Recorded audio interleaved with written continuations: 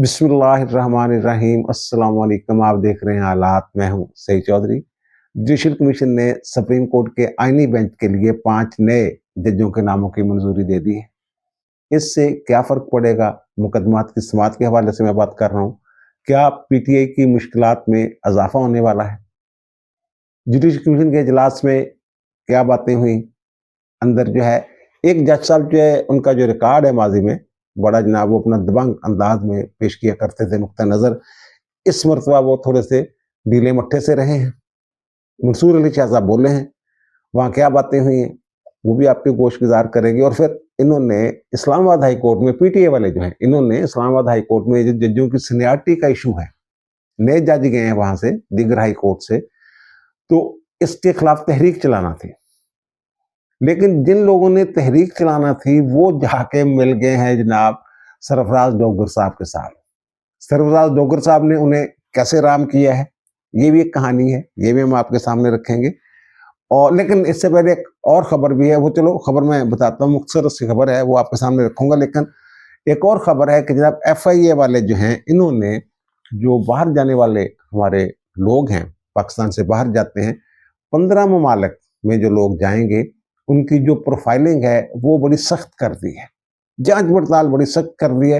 वो कौन से ममालिक हैं और वो क्यों ये जो इन्होंने सख्त रवैया इख्तियार किया है FIA ने, ये भी आपके सामने रखेंगे। हत्ता कि उम्रा की अदायगी जो है ये भी मुश्किल हो गई है। लेकिन किन लोगों के लिए मुश्किल हुई है ये हम बताते हैं। जो रिपोर्ट लाहौर हाई कोर्ट में पेश की गई उस रिपोर्ट के हवाले से बहुत सारी चीज़ें आपके सामने रखेंगे। लेकिन इससे पहले एक और खबर है। खबर यह है कि जनाब जो अरशद शरीफ हैं सहाफ़ी कत्ल हो गए थे, उनके जो कत्ल केस का मामला है उसमें कोई बड़ी पेशरफ्त जो है उसकी इतला है ज़राए से। अब वो कहते हैं कि जनाब आइंदा चंद दिनों में वो हकायक जो है वो सामने आ जाएंगे, क्या पेशरफ्त हो रही है। वैसे तो उनकी वालदा ने सुप्रीम कोर्ट से भी रिव्यू कर रखा है और उसमें शौकत अजीज सिद्दीकी साहब जो हैं उनके वकील हैं, और शौकत अजीज सिद्दीकी साहब के हवाले से ये खबरें जो हैं ये पहुंची हैं मुझ तक कि जनाब जो उनकी वालदा है वो कहते हैं जो हमने पहले दरख्वास्त दी थी जिसमें इमरान रियाज साहब और दीगर जो लोग थे जो अरशद शरीफ के दोस्त होने का दावा करते थे, उन्होंने जनाब हमें मौका नहीं दिया और वो एक दरख्वास्त लिखी लिखाई दरख्वास्त लेके आए थे और हमारे साइन करवा के उन्होंने वो सुप्रीम कोर्ट में जमा करवा दी थी। अब उसमें क्या पेशरफ्त होने वाली है, उस वक्त की जो खैबर पख्तूनख्वा की हुकूमत है उसके कौन से लोग उसमें शामिल हो सकते हैं, इमरान खान का क्या किरदार हो सकता है, फैज़ हमीद के साथ मामला कैसे जुड़ा हुआ है, मुराद सईद वो मैंने अपने पिछले भी लाग में अर्ज किया था जनाब वो तकरीबन वो ट्रेस हो चुके हैं और उनकी गिरफ्तारी के लिए जो कोशिशें हैं वो तेज़ कर दी गई हैं। क्या ये मामला अरशद शरीफ वाला जो कह रहे हैं जनाब बड़ी पेशरफ्त होने वाली है और आइंदा चंद दिनों में हकायक जो हैं वो सामने आ जाएंगे, क्या ये मामला मुराद सईद की गिरफ्तारी से भी जुड़ा हुआ है? ये बहरहाल आइंदा चंद दिनों में ये सूरत हाल जो है ये वाज़ेह हो जाएगी। इससे पहले हम आते हैं जनाब FIA वाली जो मैं खबर कर रहा था, बयान कर रहा था कि FIA ने जनाब जो प्रोफाइलिंग है यानी वो जो जांच पड़ताल बाहर लोग जाते हैं वो बड़ी सख्त कर दी है। ये मामला कैसे इल्म में आया है, मेरे इल्म में कैसे आया है, वैसे तो लोगों के इल्म में होगा। ये एक साहब हैं जनाब शेखुपुरा, जिला शेखुपुरा के हैं, फरहान उनका नाम है। उन्होंने जनाब लाहौर हाई कोर्ट में एक दरख्वास्त दायर की, जनाब मैं उम्रा की अदायगी के लिए जा रहा था लेकिन मुझे जो लाहौर एयरपोर्ट है यहाँ रोक दिया गया और मुझे नहीं जाने दिया गया सऊदी अरब। मैंने उम्रा की अदायगी के लिए जाना था। वो मैंने अपने पिछले व्लॉग में भी जिक्र किया था। लोग बस जाने के लिए दुनियावी कामों के लिए मजहबी टच भी दे लेते। मंसूर अली शाह साहब ने भी उम्रा की अदायगी के लिए सऊदी अरब जाना था और फिर वो एक साहब है वो तो बाकायदा एहराम पहन के एयरपोर्ट पहुंच गए थे, जनाब मेरा नाम जो है वो निकालें, इस से मैंने जाना है। इस तरह के मामला चलते रहते हैं। ये साहब जो हैं इन्होंने भी ये दरख्वास्त दी थी ना, उस पर ना FIA से रिपोर्ट मांगी थी लाहौर हाई कोर्ट ने। अब FIA ने जो रिपोर्ट सबमिट की है लाहौर हाई कोर्ट में, ये मैं इसलिए बयान कर रहा हूँ कि बहुत सारे लोग जो हैं वो मुल्क से बाहर जाना चाहते हैं और किन ममालिक में वो जाएंगे तो बड़ी सख्त प्रोफाइलिंग होगी, बड़ी सख्त जांच पड़ताल होगी, ये मैं बता देता हूँ। और किन इलाकों के लोग जो हैं उन पर सख्ती FIA वाले कर रहे हैं। वो जो रिपोर्ट पेश की गई है उसमें जो कहा गया है कि जनाब कुछ एक पट्टी है जहाँ से लोग जाते हैं यहाँ मुख्तलिफ ममालिक में, वो कहते हैं जनाब तासर ये है कि शायद जो डंकी लगा के जाते हैं ना यूरोप जाने के लिए डंकी लगाते हैं, वो शायद पाकिस्तान से ही वो कश्तियों का सफर शुरू होता है। वो कहते हैं ऐसा नहीं है, ये लोग पहले दीगर ममालिक में जाते हैं और वहां से फिर कश्तियों के जरिए यूरोप में दाखिल होने की कोशिश करते हैं। और वो कहते हैं कि जनाब जो यूरोप को जाने वाले रूट है ना, यहाँ से डंकी वगैरह लगाते हैं, तो वहां हमने बड़ी सख्ती कर दी हुई है। वो ममालिक और वो एक पट्टी है जहां से लोग ज्यादातर जाते हैं। वो कौन से अजला है? रिपोर्ट के FIA के मुताबिक वो है जनाब मंडी बहाउद्दीन, गुजरात, सियालकोट, गुजरांवाला, भंबर, जेहलम, टोबा टेक सिंह, हाफजाबाद और शेखोपुरा। यहाँ के लोग जन यहाँ बड़ा वो कहते हैं रुझान है डंकी लगा के गैर कानूनी तरीके से यूरोप जाने का, तो वो कहते हैं जनाब इनकी हम बड़ी सख्त जो है वो जांच पड़ताल करते हैं। और दूसरी बात यह है कि जो 35 साल से कम उम्र के लोग हैं उनकी ज्यादा सख्ती, उन पर ज्यादा सख्ती होती है बकौल उनके। और वो कहते हैं 15 के करीब ममालिक हैं यहाँ अगर लोग जाएं, क्योंकि फिर वहां से यूरोप का रूट बनता है, तो वहां हम सख्ती करते हैं। एक तो उसमें जनाब रूस है और कीनिया है, अजरबैजान है, मिस्र है, ईरान है, तुर्की है, किर्गिस्तान है, लीबिया है, सेनेगाल है, इथोपिया है, इवन सऊदी अरब और कुवैत। इन ममालिक में जो लोग जाते हैं 35 साल से कम उम्र के लोग, तो उनके बारे में हमारा ये खदशा है। वो कहते हैं हमने एक क्राइटेरिया बनाया है, उस क्राइटेरिया पर हम परखते हैं, तो फिर हमें अंदाजा होता है जनाब ये यूरोप जाने वाली कंपनी है या फिर ये वाकईतन उसी मकसद के लिए जा रहे हैं जिस मकसद के लिए इन्होंने वीजा लिया हुआ है।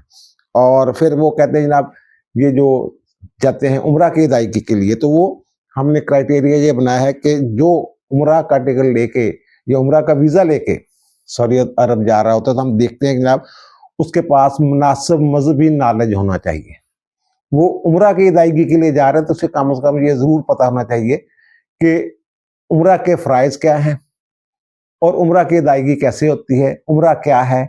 इस तरह की जो बुनियादी जो मालूमात हैं वो कम से कम उससे हासिल होनी चाहिए, जिनके बंदों के पास नहीं होती। वह कहते हैं जनाब, वो कहते हैं उन्होंने नहीं कहा, बहरहाल आपको याद होगा कि मुल्तान में बहुत सारे लोग इन्होंने तार दिए थे, सऊदी अरब जा रहे थे उम्रा या हज की अदायगी के लिए। तो फिर वो मामला हाई कोर्ट में गया था, तो जो लाहौर हाई कोर्ट का मुल्तान बेंच है उनकी दरखास्तें उन्होंने मुस्तरद कर दी थी। उनके जनाब जो भी ये आज़ादियाँ हैं सफ़र वगैरह की, ये सब्जेक्ट टू एक्ट है, कानून है, लॉ है। तो ये सामान जो है ये वहाँ एक वो कहते हैं मुनज़्ज़म ग्रोह था बकारियों का, जिन्होंने जाके वहाँ पैसे पूसे मांगने थे, तो इसलिए इनको उतारा गया था। तो वो उनकी दरखास्तें जो हैं वो मुस्तरद हो गई थी। अब जो FIA की रिपोर्ट है उसमें यही कहा गया कि ये लोग जहाँ से जाते हैं मुख्तलिफ ममालिक में और वहाँ से फिर जिन्होंने किया होता है अपना जनाब फिर डंकी लगाते हैं, फिर कश्तियाँ डूब जाती हैं, फिर वहाँ वो ये आगे इनकी खरीदो फरोख्त भी होती है और फिर वो घर वालों से तावान भी मांगा जाता है, जो उन पर तशद्दुद की वीडियोज़ हैं वो भी सामने आती हैं। तो इसलिए ये सख्ती की गई है कि 35 साल से कम उम्र के जो लोग हैं उनकी जो प्रोफाइलिंग है वो सख्त कर जो क्राइटेरिया वो ये कहते हैं जनाब हमने ये बनाया हुआ है कि जनाब उनकी पेड बुकिंग हो वहाँ पे होटलों वगैरह में जहाँ जाना है, उनके पास मुनासिब जो है वो खर्चा भी होना चाहिए, फंड्स होने चाहिए, जेब में पैसे भी होने चाहिए। ये नहीं है कि जनाब सऊदी अरब तक का किराया है, टिकट है और जेब में पैसा कोई नहीं है। तो वो कहते हैं जनाब ऐसा नहीं, वो मुनज़्ज़म ग्रोह हैं जो ये काम कर रहे हैं। और दूसरी बात ये है जो मैंने अर्ज किया है कि जनाब जो इन्होंने PTA वालों ने एक तहरीक चलाना थी, तो इन्होंने जनाब 26 महीनी तरमीम के खिलाफ भी जनाब तहरीक चलानी थी और इस्लामाबाद हाई कोर्ट में जजों के जो गए हैं तबादले हुए हैं उनके खिलाफ भी तहरीक चलानी थी। तबादलों के अलावा इन्होंने जो सीनियरिटी वहाँ मुतासर हुई है, नई सीनियरिटी लिस्ट जो जारी की गई है उसको चैलेंज भी किया है 5 जजों ने सुप्रीम इस्लामाबाद हाई कोर्ट के जजों ने सुप्रीम कोर्ट में। तो जनाब उन जजों के साथ खड़ा होना था इन्होंने। अब उन्होंने जो तहरीक चलानी थी उनके जो वहाँ सदर हैं वाजिद अली शाह गिलानी साहब इस्लामाबाद हाई कोर्ट बार के, तो उन्होंने ज़ाहिर है वो PTA के थे और PTA के कहने पे जनाब उन्होंने इससे पहले इलेक्शन से चंद दिन पहले जब सुप्रीम कोर्ट में जजों का तकर्रर होने वाला था, नए जज जाने वाले थे, तो उस वक्त जिन वकला ने एहतजाज किया था उस वक्त PTA के सदर थे वहाँ, तो उनमें वाजिद अली शाह साहब भी शामिल थे। और वाजिद अली शाह साहब जो है ये जाके मिले हैं जनाब इनकी जो नई काबीना है ना Islamabad high court bar association की, वो जाके मिले हैं जनाब कायम मकाम chief justice mister justice Sarfaraz Dogar साहब के साथ। जब जस्टिस सरफराज डोगर साहब ने वहाँ जाकर चार्ज संभाले तो उस दिन भी मैंने ये अर्ज किया था कि जनाब एक होती है जनाब देहाती दानिश, उसका कोई मुकाबला नहीं कर सकता, और इन्होंने उसी दानिश का इब्तदा में जाके मुजाहरा किया था और जो कहते हैं मम्मी डैडी जो भी है ना ये सारे सीधे हो जाएं, मैं आ गया हूं, सबको सीधा कर दूंगा। और वो ऐसा ही कर रहे हैं। अब ये जो बार एसोसिएशन है, मैंने पहले भी अर्ज किया था, बार एसोसिएशन ने किसी सियासी जमात के आलाकार के तौर पे काम नहीं कर सकती। उनके अपने मसाइल होते हैं, उन्होंने अपने मसाइल के हल के लिए कोशिश करना होती है। तो ये 27 फरवरी को एक इजलास होता है कैबिनेट का, Islamabad high court bar association का, और वो वहाँ फैसला किया जाता है। मुख्तलिफ निकात जो है ना, 23 मुतालबात जो हैं वो तैयार किए जाते हैं और कहा जाता है जनाब जी हमने रखने हैं कायम मकाम चीफ जस्टिस सरफराज डोगर साहब के पास। और अब जो मेरी इतला ये है कि वो जब ये निकात जो है ना, इनमें बड़े मामूली किस्म के मुतालबात हुई हैं, तो मेरी इतला ये है कि वो ये कहते हैं वहाँ कि जनाब वो सरफराज डोगर साहब को वकला की हिमायत की जो है ज़रूरत है इस वक्त, तो हमारे मुतालबात जो हैं ये तस्लीम कर लिए जाएंगे। ये बेहतरीन मौका है उनके सामने मुतालबात रखने का। अब ये गए हैं वहाँ, अच्छा ये बात उनकी किसी हद तक ठीक है, जिसने भी ये मशवरा दिया है ये बिल्कुल ठीक मशवरा दिया है। अब ये गए हैं वकला साहब, गुलदस्ता भी लेके गए हैं, बड़े खुशगवार मूड में मिले हैं, और जो कायम मकाम चीफ जस्टिस हैं उन्होंने ये यकीन दहानी करवाई है इनको, वकला को, कि जनाब आपके जो मुतालबात हैं वो तरजीही बुनियादों पे हल किए जाएंगे। वो ऐसे मुतालबात है ही नहीं कि जनाब कोई बहुत ज्यादा सोच विचार करना पड़े। हाँ, एक मुतालबा ऐसा है जिसपे मे बी वो थोड़ा सा टाइम ले, लेकिन बाकी मुतालबात जो हैं वो तो एक एग्जीक्यूटिव ऑर्डर के जरिए हल होने वाले हैं। अब इनके मुतालबात क्या हैं? अच्छा, अगर वो इनके मुतालबात मान लेते हैं तो फिर ये तहरीक जो है ये किस मुंह से चलाएंगे? इनकी तो उनके साथ वो कहते हैं ना सीटी फिट हो गई है, अटी सटी लग गई है। अच्छा, अब मुतालबात जो हैं ये जनाब, एक तो ये है कि जनाब वकला जो हैं इनको कोर्ट रूम तक लैपटॉप ले जाने की इजाज़त दी जाए। वहाँ ज़ाहिर है वो को जो किताबें वगैरह उठा के फिर रहे हैं, लैपटॉप पे वो अपने नोट्स ले जाएंगे और वहाँ वो कहते हैं लैपटॉप ले जाने की इजाज़त दे दी जाए। इसमें मेरा ख्याल कोई कबाहत नहीं है। और फिर बाहर और बेंच के एक मुश्तरका कमेटी का क्या अमल में लाया जाए ये मसाइल वगैरह हल करने के लिए। सरफराज डोगर साहब जो बेंच की कमेटी बनाएंगे इनके साथ, तो वो तो मुसलसल राब्ते में रहेंगी। कोई भी मुश्किल होगी, कोई भी तहरीक चलाने की कोशिश करेंगे तो कमेटी जनाब बैठ जाएगी। और फिर इन्होंने जनाब अगर कोई वकील जो है ना वो रिप्लाई फाइल करता है तो ऑर्डर शीट की वो कॉपी मांगते हैं। वो कहते हैं पूरी मुकम्मल कॉपी दी जाए, यानी इनेक्चर समेत फाइल, पूरी फाइल की कॉपी मांगते हैं। वो कहते हैं वो ऑर्डर शीट दे देते हैं, हमें पूरी फाइल नहीं देते। तो ये भी एग्जीक्यूटिव ऑर्डर के जरिए जो है हुक्म जारी हो जाएगा, जनाब पूरी फाइल जो बंदा मांगता है, ज़ाहिर पैसे देने होते हैं हर सफ़े के हिसाब से, तो वो पैसे दे और ले ले। और फिर कहते हैं जनाब जो वकला को IT मैसेजेस मसूल होते हैं ना, आपका केस फलां बेंच में लगा हुआ, फलां तारीख को लगा हुआ, वो कहते हैं जनाब वो वक्त पे नहीं मिलते, वो जरा सिस्टम ठीक कर दो, वो भी हो जाएगा। यानी मुतालबे देखो तुसी जिन्हें मुलाकात की है, मुतालबे देखो ना दे। फिर उनके जनाब रेगुलर काज लिस्ट जो है वो बर वक्त नहीं मिलती। और फिर उन्होंने कहा जनाब जो वकला का एंट्री गेट है ना उसके ऊपर एक छत डलवा दें, चलो ये भी हो जाएगा जनाब। और उन्होंने कहा जनाब ये जो है ना फैसिलिटेशन सेंटर, जहाँ ये फोटो स्टेट की मशीनें वगैरह होती हैं, स्टाम्प फरोश बैठे होते हैं, वो कहते हैं जो दुकानें शिकाने जो भी वो एरिया है ना उसका जो किराया है ना वो बार को दे दिया जाए। मेरे ख्याल लाहौर में कुछ ऐसा ही है, बार को ही, मेरे ख्याल बार के एरिया में जो है ना ऐसी दुकानें शिकाने उसका किराया बार को ही मिलता है। और फिर कहते हैं जनाब जो नोटिफिकेशन है ना हाई कोर्ट बार के, वो सानू मिलती ही नहीं।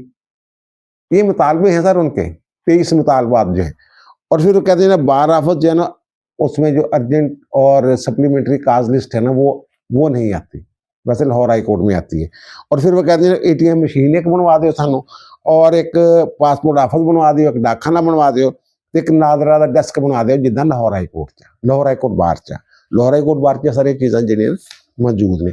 और फिर वो कहते हैं जनाब जो दायरी ब्रांच है वो एतराज़ बड़े लगाते हैं, एतराज़ जो है वो बाहर जज सुन लेते हैं उसको एतराज़ केस के तौर पे। वो कहते हैं वो तरक्स रखता। और फिर कहते हैं जनाब जो ब्रांचें हैं, नकूल ब्रांच, वहाँ जनाब अमला बड़ा कम है। अगर वो एक बंदा जो छुट्टी पे चला जाए तो जनाब वो नकूल की वो जो फरहमी है उसमें वो जनाब तखीर हो जाती है हाई कोर्ट की तरफ से। और फिर कहते हैं रवैया बेहतर नहीं, अगर स्टाफ का उधर रवैया बेहतर कर दो। और वो कहते हैं जनाब जो सिक्योरिटी सिस्टम है इस्लामाबाद बार वाला जो है, Islamabad high court bar association के एंट्री गेट पर भी वो सिस्टम जो है वो लगा दिया जाए। और वो कहते हैं जब काज लिस्ट के मुताबिक आवाज पड़ती है, कोई वकील पेश नहीं होता, तो अदम पैरवी की बुनियाद पे केस खारिज ना किया जाए, बल्कि काज लिस्ट के इंतजार किया जाए, खत्म होने के बाद दोबारा एक ना आवाज जो है वो दिलवाई जाए। आमतौर पर जजेस ऐसा ही करते हैं कि फौरी तौर पे वो कि जो डिसमिस नहीं करते अदम पैरवी की बुनियाद पे, वरना फिर एक दरखास्त आ जाती है, दोबारा फिर उसको जो है बहाल करना पड़ता है। और वो कहते हैं जनाब वो जो सुप्रीम कोर्ट के लाइसेंस के लिए फिटनेस सर्टिफिकेट हाई कोर्ट ने जारी करना होता है, उसके लिए जनाब एक डेट मुकर्रर कर दें हर साल ना, वो कहते हैं बाकायदा इंटरव्यू लिया जाएगा, बाकायदगी के साथ इंटरव्यू लिया जाया करे, और वो इंटरव्यू जो है जनाब अप्रैल में वो तारीख जो है फिक्स कर दी जाए। और वो कहते हैं जो जो मुतफरक दरखास्तें होती हैं, वकालतनामे वगैरह होते हैं, मेन दरखास्त के तो ठीक है कि बायोमेट्रिक होना चाहिए, लेकिन जो मुतफरक दरखास्तें बीच में फाइल होती हैं या वकालतनामे फाइल होते हैं, तो उसके लिए बायोमेट्रिक जो है वो ख़त्म कर दी जाए।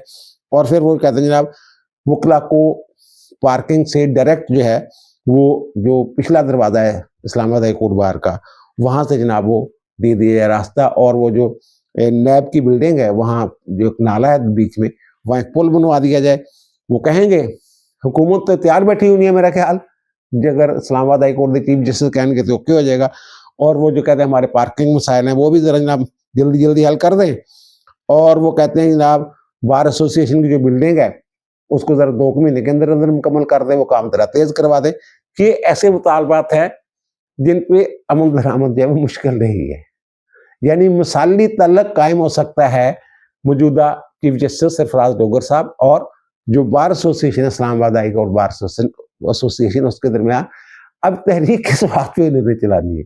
मैंने ये देखा है कि वकला उस चीफ जस्टिस के खिलाफ तहरीक चलाते हैं जो उनकी बात नहीं मान रहा होता, जो तावन नहीं कर रहा होता ना बार से, फिर बार एसोसिएशन वाले उसके खिलाफ जनाब करारदादें पास करते हैं, फिर जनाब मुतालबात सामने आते हैं, फिर प्रेस कॉन्फ्रेंस होती हैं, फिर वो मुतालबा किया जाता है जनाब इन्हें सुप्रीम कोर्ट ले जाओ, या फिर जो बहुत ज्यादा अथरी कोई बार हो गए तो जनाब वो खिलाफ एक रेफरेंस जुडिशल कमीशन वो एक पाते देने जो कभी भी कामयाब नहीं हुआ। बहरहाल फिर वो उन्होंने जो सबसे बड़ा मुतालबा है ना, जो मैं कह रहा हूँ कि उस पर कुछ वक्त लग सकता है, वो कहते हैं जनाब जो G11 का कोर्ट कम्प्लेक्स है ना, उसके साथ एक प्लाट है, तो वो कहते हैं हमें ना आर्जी तौर पे वहाँ चैम्बर जो है ना वकला को वो बनाने की इजाज़त दे दी जाए। ये इनके अतर मुनीला साहब के साथ ये चैम्बरों का फटा पड़ा था, तो फिर इन्होंने तहरीक भी चलाई थी, वो उन्होंने फिर इनको गिरफ्तार करवा दिया, अंदर करवा दिया था। और वो कहते हैं जनाब जो हमारे मुश्किल चैम्बर्स बन रहे हैं तो उन पे ज़रा ना आप काम की रफ्तार जो है वो तेज़ कर दें। ये सर ये तो तहरीक जो है ना सरफराज डोगर साहब के खिलाफ कम से कम Islamabad high court bar association की हद तक तो जनाब ये आप ख़त्म ही समझे। अगर Islamabad high court bar association lead नहीं करेगी ना तो बाकी बारें जो है वो, अब देखिए इसमें मसला ये है कि सरफराज डोगर साहब के साथ 2 जज और नए आए हैं, ठीक है ना, खादम हुसैन सुमरो साहब आए हैं जनाब सिंध हाई कोर्ट से, और बलूचिस्तान हाई कोर्ट से आए हैं जनाब मोहम्मद आसिफ साहब। तो बाकी 5 जज जो है उन्होंने खत लिखा हुआ है। तो अब वकला ने अपने मसाइल के हल के लिए सरफराज डोगर साहब को चुना है, वो उनके 5 के साथ नहीं खड़े कि जनाब हमने आपके साथ खड़ा होना है, हम तो इसको मानते नहीं चीफ जस्टिस जनाब, क्योंकि ये सीनियरिटी के हिसाब से जो है आपके खत के मुताबिक ये सीनियर तरीन है ही नहीं, और इन्होंने चैलेंज भी किया हुआ है। और आखिर में मैं ये अर्ज करूंगा कि वो जो है ना सुप्रीम जुडिशल काउंसिल का जुडिशल कमीशन का जो इजलास हुआ है उसमें जनाब 5 जो नए आईनी बेंच के 5 नए जो अरकान हैं उनके नामों की जजों की मंजूरी दे दी गई है। ये 5 नाम जो है ना ये आईनी बेंच के सरबराह मिस्टर जस्टिस अमीनुद्दीन खान साहब ने जुडिशल कमीशन के इजलास में पेश किए थे। जनाब ये 5 जज जो है ये मजीद चाहिए, तो उन्होंने जो उनका मौक़िफ़ है मेरी इत्तला के मुताबिक उन्होंने ये कहा जनाब जो आईनी बेंच है में तमाम हाई कोर्ट्स की बराबर नुमाइंदगी होनी चाहिए, तमाम सूबों की बराबर नुमाइंदगी होनी चाहिए। वो कहते हैं इस वक्त ये तनासब जो है ना ये दुरुस्त नहीं है, तो ये 5 मजीद जज जो हैं ये लाए जाएँ, और फिर जो 5 नए जजेस हैं उनकी वो जनाब मंजूरी दे दी गई है नामों की। और वो जो नाम आए हैं वो ये नए जज जिन्होंने आए ये 10 फरवरी में आए हैं वहाँ पे, तो उनमें से 5 जज हैं उनका जो है वो चुनाव किया गया। उनमें 3 जज जो हैं वो तो मुख्तलिफ हाई कोर्ट्स के चीफ जस्टिस रहे हुए मुस्लिम, उनमें जनाब जो आईनी बेंच है उसमें इस्लामाबाद से आ गए हैं जनाब अब आमर फारूक साहब चीफ जस्टिस जो हैं, और उसके बाद जनाब हाशिम काकड़ साहब बलूचिस्तान हाई कोर्ट के चीफ जस्टिस रहे हुए इस वक्त सुप्रीम कोर्ट के वो जज हैं। और फिर उसके बाद जनाब आ गए शकील अहमद साहब, खैबर पख्तूनख्वा से आए हैं, और इश्तियाक इब्राहिम साहब, ये चीफ जस्टिस थे वहाँ पे। और फिर पेशावर हाई कोर्ट में, और फिर सलाहुद्दीन पन्हावर साहब, ये 5 जज जो हैं, ये नए जज जो हैं ये आ गए हैं। तो फिर इनके आने के बाद जो 13 रुकनी बेंच बन गया है, आईनी बेंच के 13 अरकान हो गए हैं। तो उनमें जो है तमाम सूबों को के 3-3 जज जो हैं वो शामिल हो गए हैं। मसलन केपी से जनाब हो गए हैं मसरत हलाली साहब हो गई हैं, जस्टिस इश्तियाक इब्राहिम साहब हो गए हैं, और शकील अहमद साहब हो गए हैं। पंजाब से जनाब हो गए हैं जस्टिस अमीनुद्दीन खान साहब, जस्टिस आयशा मलिक साहबा, जस्टिस शाहद बिलाल साहब। और सिंध से हो गए मोहम्मद अली मदर साहब, जस्टिस हसन रिजवी साहब, और हसन रिजवी के अलावा जस्टिस सलाहुद्दीन पन्हावर साहब हो गए हैं। बलूचिस्तान से जमाल खान मंदोखेल साहब हो गए हैं, जस्टिस नईम अख्तर अफगान साहब हो गए हैं, और जस्टिस हाशिम काकड़ साहब हो गए हैं। इस तरह वो कह रहे हैं कि तमाम सूबों की बराबर नुमाइंदगी होगी है। वफाक का भी एक नुमाइंदा जज जो है वो इस बेंच में आ गया है। तो अब इससे पीटीआई के लिए क्या मसला पैदा हो सकता है उस पर भी बात करते हैं, लेकिन इससे पहले वहां हुआ क्या। इसमें जनाब सबसे पहले तो जस्टिस मंसूर अली शाह साहब ने एतराज किया। उन्होंने ये कहा कि अगर 5 जज लेने ही हैं तो फिर सीनियरिटी का जो असूल है उसको मद्देनजर किया, सीनियर मोस्ट 5 जज जो है ना उनको आईनी बेंच में शामिल किया जाए। ये पहले भी ये बात करते रहे। और फिर उन्होंने कहा जनाब वहां आईनी बेंच में जिन जजों को आप लेके जाते हैं उनका कोई क्राइटेरिया होना चाहिए। उनका ये ख्याल है कि जनाब जिन लोगों ने ज्यादा आईनी मुकदमात की समाअत की हुई है ना उनको आईनी बेंच में शामिल होना चाहिए। तो फिर क्राइटेरिया तो ये होना चाहिए ना, वो देखें कि कौन से जज हैं जिन्होंने हल्फ के मुताबिक अपने जाती मफाद को पसे पुश्त डाल के आइन के मुताबिक फैसले दिए हैं, और कौन से जज ऐसे हैं जिन्होंने अपने जाती मफाद को मद्देनजर रखा और मनमानियां तशरीह की आइन की। तो वो जो मनमानी तशरीह करने वाले जज हैं उनको तो बैठने नहीं चाहिए। बहरहाल उन्होंने ये किया। तो फिर ख्याल था, एक साहब ने मुझे बताया कि जनाब ये मुनीब अख्तर साहब ये बड़ी भरपूर अंदाज में मंसूर अली शाह साहब की जो है ये हमायत करेंगे, तायद करेंगे। लेकिन पता ये चला कि जिन्होंने बड़ा ना टिल्ला मट्ठा जहा अंदाज जड़ा इख्तियार किया, बल्कि इस इतनी धीमी आवाज में उन्होंने सजाए एहतजाज बुलंद की कि जो कमीशन के कुछ अरकान हैं उन तक शायद उनकी पूरी तरह आवाज भी नहीं पहुंची। मुनीब अख्तर साहब यानी जो बड़े तड़ल्ले के साथ बात किया करते थे, उन्होंने कोई ना गोलमोल सी ऐसे ना बात की। तो फिर जो पीटीए के अरकान है अली जफर और जो गौहर अली खान साहब हैं उन्होंने भी इनकी तईद की, और फिर वहाँ ये भी बात की कि जनाब चलो ऐसा करें कि फुल तमाम जज जो है ना इनको जनाब आप बना दें, इन पर मुश्तमिल एक आईनी बेंच बना दें, सबको शामिल कर लिया जाए। तो ये तजवीज़ पहले भी आ चुकी हुई है कमीशन में, और ये पहले मुंदोखेल साहब ने ये तजवीज़ पेश की थी और चीफ जस्टिस याहिया फरीदी साहब ने उसकी हिमायत की थी। लेकिन जब वोटिंग हुई थी तो फिर जो है वो बात नहीं बन सकी थी। तो इस मरतबा जनाब इसको मुंदोखेल साहब और याहिया फरीदी साहब की भी हिमायत जो है वो हासिल नहीं हो सकी इसको। और दूसरी बात यह है कि वहाँ फिर अतर मुनीला साहब का नाम पेश किया मंदोखेल साहब ने, जनाब उनको ज़रा शामिल कर लेते हैं। तो पता ये चला कि उन्होंने कहा कि नहीं, उनको भी नहीं। गिनती करो जो अमीनुद्दीन खान साहब ने, फिर उन्होंने अली जफर और उन्होंने कहा कि जनाब जो अमीनुद्दीन खान साहब को इख्तियार नहीं होना चाहिए जनाब ये जो बेंचों की तश्कील का, और किसी ने कहा कि शायद चीफ जस्टिस को ये इख्तियार होना चाहिए कि अन्य बेंच में कौन कौन से नाम जो है होने चाहिए। लेकिन वहाँ बहरहाल अमीनुद्दीन खान साहब ने जो 5 नाम पेश किए उन 5 नामों की जो है वो मंजूरी जो है वो दे दी गई है। तो इसके बाद जो पीटीए ना इसकी एक मुश्किल तो वो है ना जो इन्होंने सुन्नी इत्तेहाद कौंसिल की दरखास्त पे जो फैसला हुआ था जिन्हें पीटीए को नशिस्तें दे दी जाएं, और मंसूर अली शाह साहब उसके आखिर जज हैं, आपके इल्म में है ना 13 रुकनी बेंच था वो। तो अब उसके खिलाफ नजरसानी की दरखास्तें जो पेंडिंग पड़ी हुई हैं, इलेक्शन कमीशन की दरखास्त भी पेंडिंग है, जिसमें ये कहा हुआ है कि जनाब वो तो इलेक्शन एक्ट में तरमीम कर दिया उन्होंने, आपका फैसला तो गैर मौसर हो गया हुआ है, ये लोग तो शामिल ही नहीं हो सकते पीटीआई में।